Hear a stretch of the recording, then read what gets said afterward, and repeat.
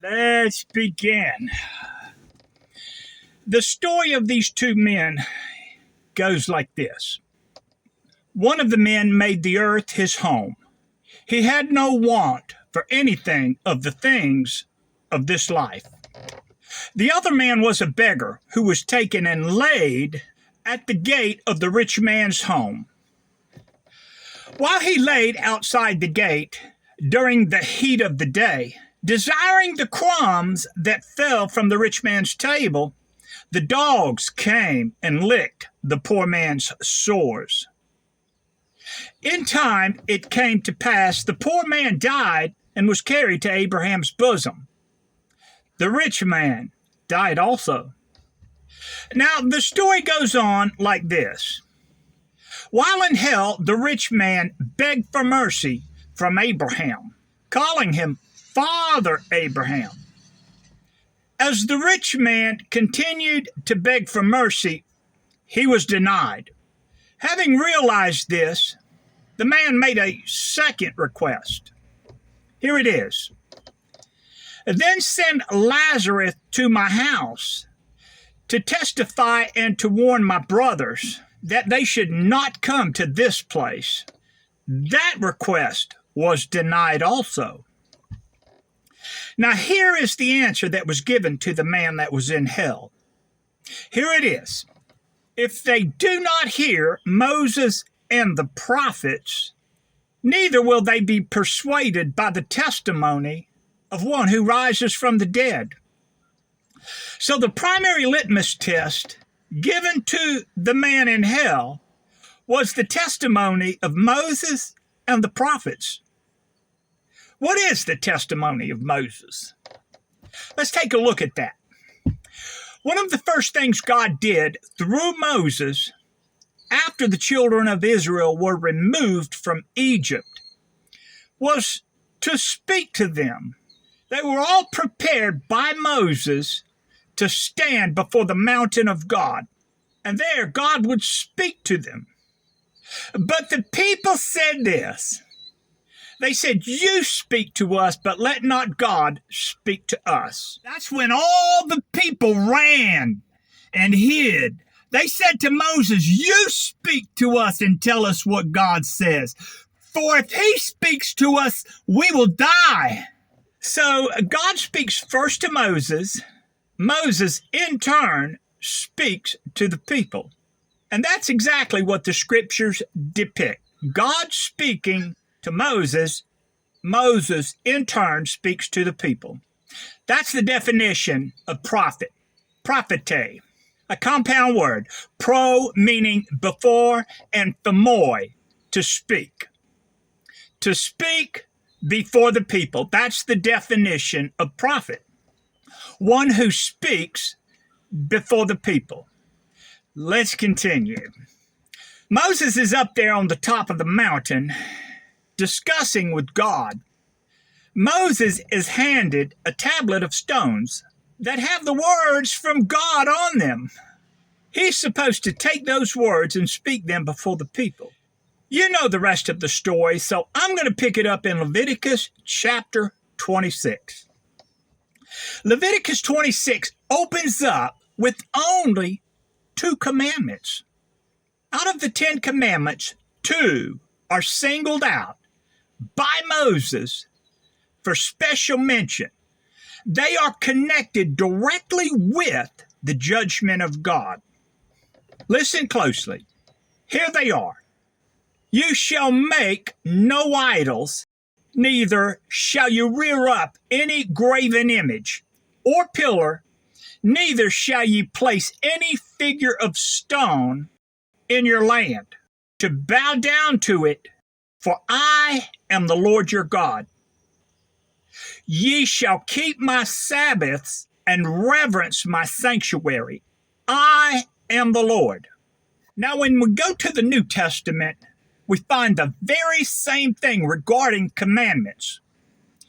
We find the commandments connected together with God's judgments, just like in Leviticus chapter 26.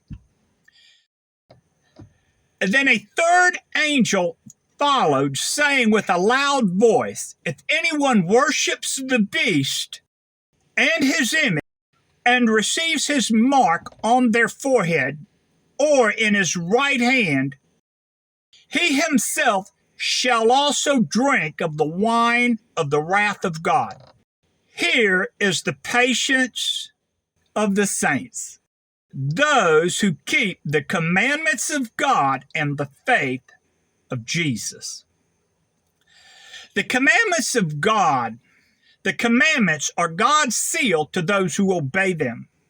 You find that in Ezekiel. We'll get to that momentarily.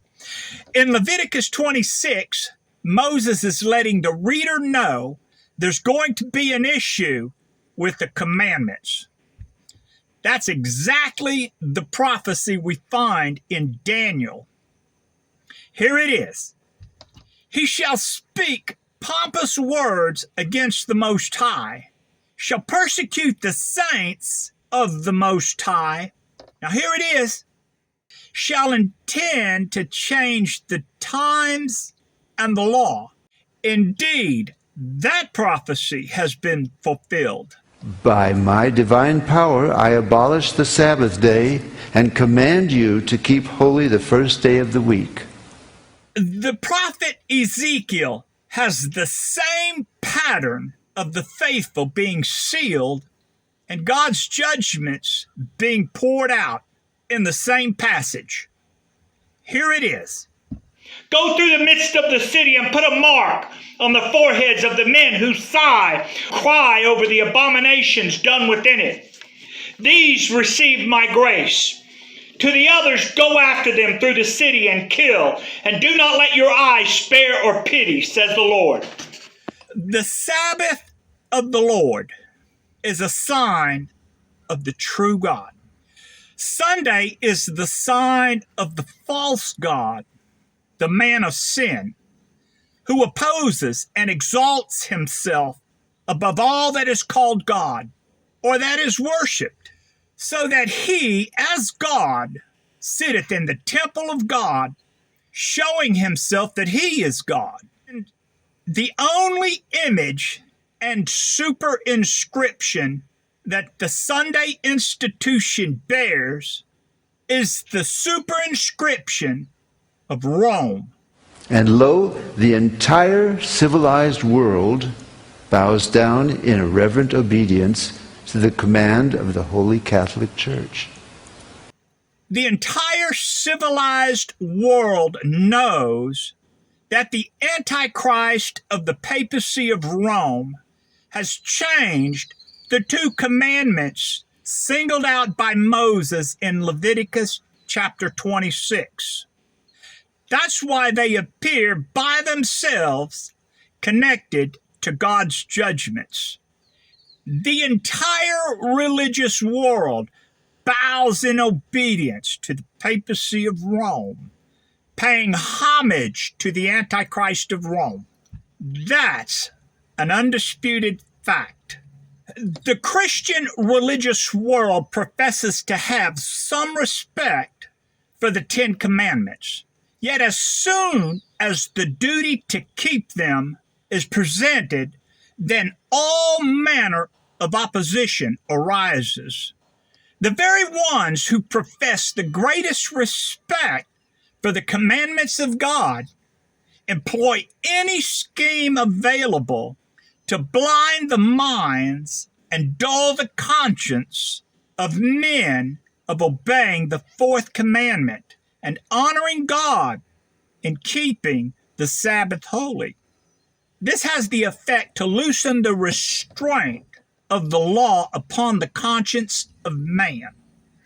Sunday is only a counterfeit of the Sabbath of the Lord. It has no sacred quality whatsoever. There is no authority from God for its observance. It is not a sacred institution of any sort. Its only authority is that from Rome, being pagan as well as papal. The pulpit itself sets forth the idea that the law of God is abolished and loosens the wholesome restraint of the law. In most cases, it winds up being an argument that the law is abolished. Which law? The law thou shalt not commit adultery, the law thou shalt not steal, or the law thou shalt keep holy the Sabbath of the Lord. In it thou shalt do no work. Which law is abolished? When this false argument is presented before the weak and the tender, it causes them to stumble. They become confused and think they're under no obligation to keep the seventh day holy. Truly, this prophecy is fulfilled. Here it is.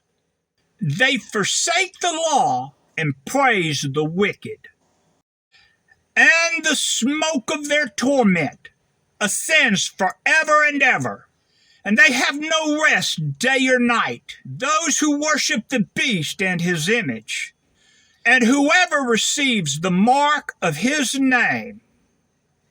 Here is the patience of the saints, those who keep the commandments of God and the faith of Jesus.